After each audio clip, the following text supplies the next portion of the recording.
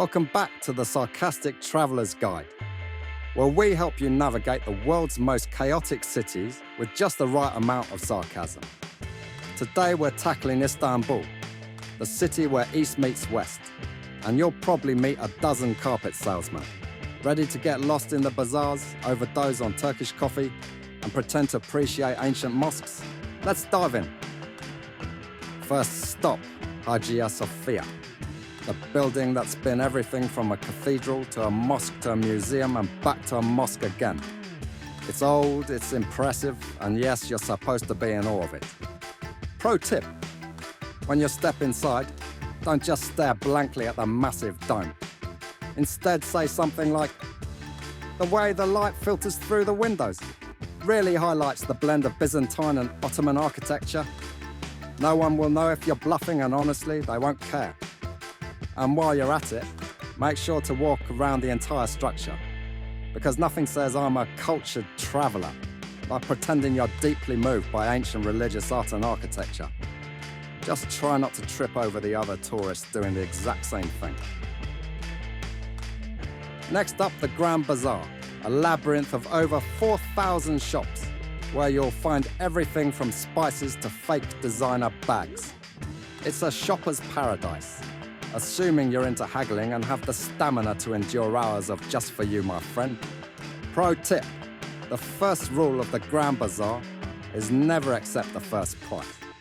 Haggling isn't just expected, it's practically a sport.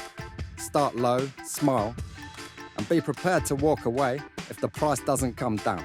Chances are the shopkeeper will chase after you with a better offer. And if you really want to impress, throw in a few Turkish words like merhaba, hello, and teşekkürler, thank you. It's not much, but it'll make you seem like you've done your homework, and who knows, it might even get you a better deal on that Turkish delight you've been eyeing.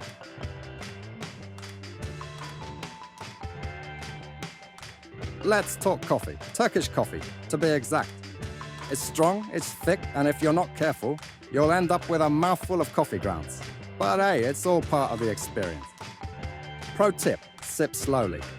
Turkish coffee is meant to be savoured, not chugged. And when you get to the bottom of the cup, resist the urge to take that last gulp. It's mostly grounds. If you're feeling adventurous, you can even have your fortune read from the leftover grounds, because why not? And don't forget to pair your coffee with something sweet, like baklava or Turkish delight. It's the perfect way to balance out the bitterness of the coffee. And let's be honest, you're going to need the sugar rush to get through the rest of your day in Istanbul.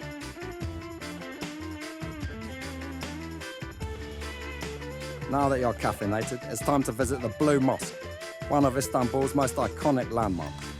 With its towering minarets and stunning blue tiles, it's a must-see. But remember, it's also a place of worship. So try to keep the selfie taking to a minimum. Pro tip, wear modest clothing and be prepared to take off your shoes before entering. It's all part of the experience, and it's a small price to pay for getting to see this architectural wonder up close.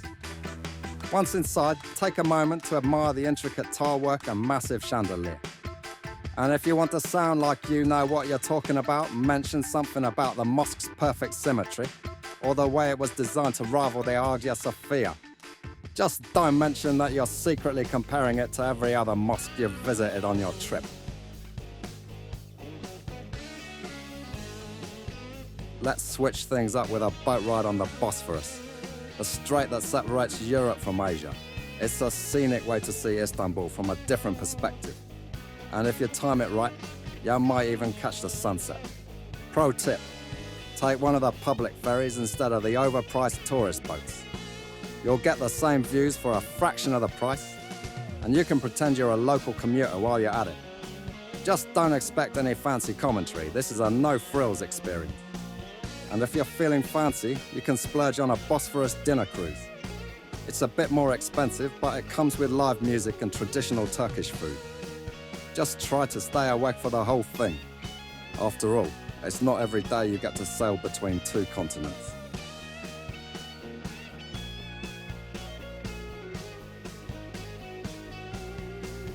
Next stop, Topkapi Palace, the former home of the Ottoman sultans and a treasure trove of history, art, and let's be honest, way too many rooms. It's a must-see if you're into royal bling and want to pretend you care about Ottoman history.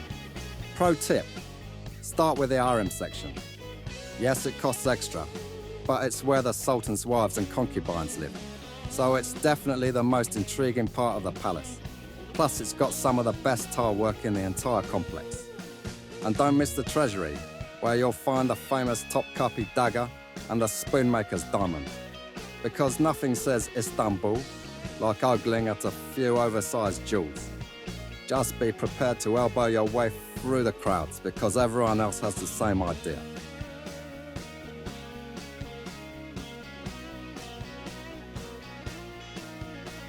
Let's take a break from the above-ground chaos and head underground to the Basilica Cistern, a massive, eerie water reservoir built by the Byzantines. It's dark, it's damp, and it's filled with giant columns, and the occasional fish are swimming by. Pro tip, watch your step. The floors are slippery and the lighting is dim. But that just adds to the atmosphere, right? And keep an eye out for the two Medusa heads hidden among the columns. No one really knows why they're there, but they make for a great photo op. And if you're feeling adventurous, check out the newer, less crowded cisterns nearby. They're smaller, but just as atmospheric. And you won't have to elbow your way through tour groups to see them. Just don't forget to look up every once in a while. Those columns are pretty impressive.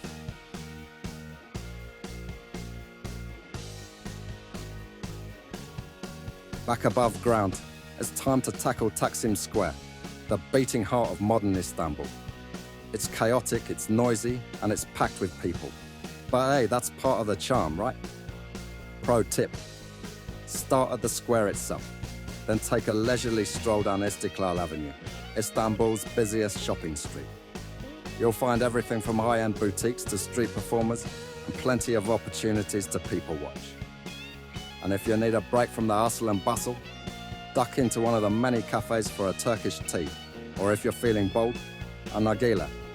That's a hookah for the uninitiated. It's the perfect way to recharge before diving back into the chaos of Taksim. Now let's head over to Galata Tower, a medieval stone tower that offers panoramic views of Istanbul. It's a bit of a climb, but the views from the top are worth it, or so they say. Pro tip, if you're not up for the climb, you can always admire the tower from below and save yourself the hassle. But if you do make it to the top, be sure to snap a few photos and pretend you're not annoyed by the crowds blocking your view. And if you're really into tower views, head over to the Serene Mosque. It's free, it's less crowded, and the views are just as good. Plus, you get to see one of Istanbul's most beautiful mosques while you're at it. I talk about a win-win. Let's spice things up with a trip to the Spice Bazaar, also known as the Egyptian Bazaar. It's smaller than the Grand Bazaar, but it's packed with colourful spices, dried fruits, and enough sweets to send you into a sugar coma. Pro tip, don't just look, taste. Many of the vendors offer free samples, so take advantage and try everything from Turkish delight to saffron.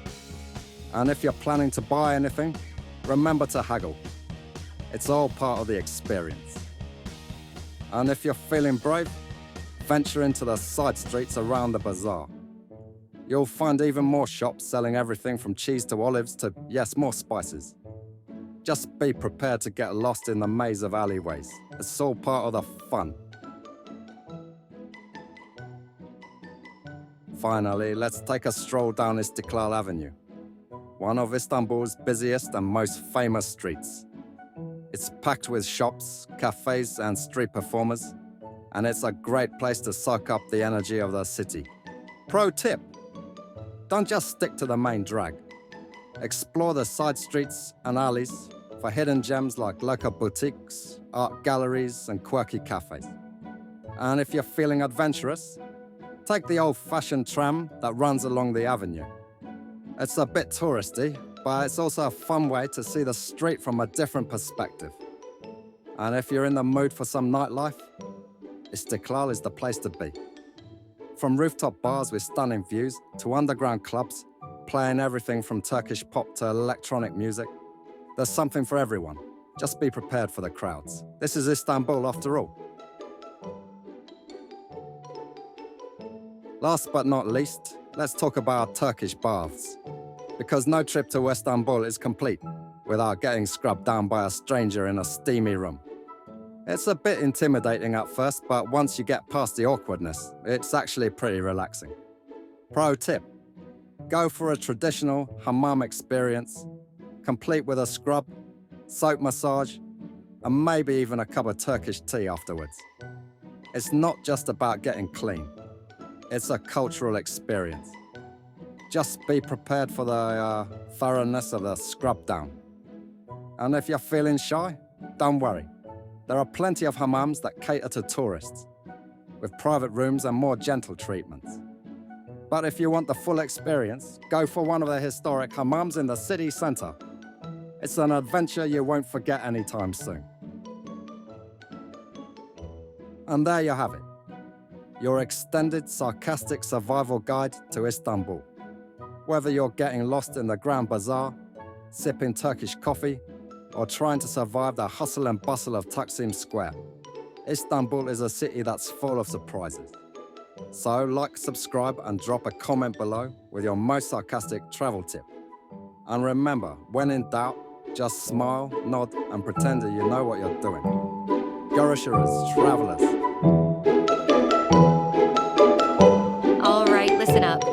You've just survived 10 minutes of pure sarcastic gold, so do the right thing. Hit that subscribe button and give this video a thumbs up. Unless, of course, you enjoy wandering the internet aimlessly, lost without direction or purpose. But seriously, if you don't subscribe, you might just miss out on more of this top-tier content. So click it now, before you start regretting all your life choices. Go on, I'm waiting.